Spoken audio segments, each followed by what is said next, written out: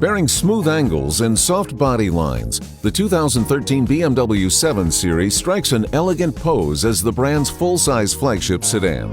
The 5-passenger luxury cruiser is offered in standard I and extended wheelbase Li versions, along with rear-wheel drive and xDrive all-wheel drive editions.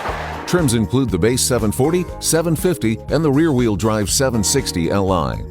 Loaded with standard features, the 7 Series includes a driving dynamics control system with up to 4 modes that alter ride and handling characteristics. BMW's iDrive interface offers intuitive control over the navigation and entertainment systems.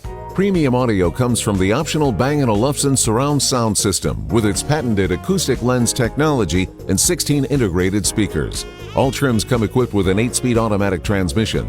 The base engine for the 7 Series is a 3-liter twin-turbocharged inline 6-cylinder, sending 315 horsepower to the rear wheels or available all-wheel drive.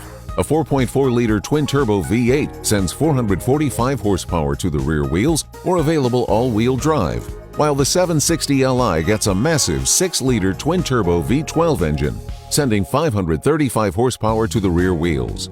Here are the highest and lowest estimates for fuel economy.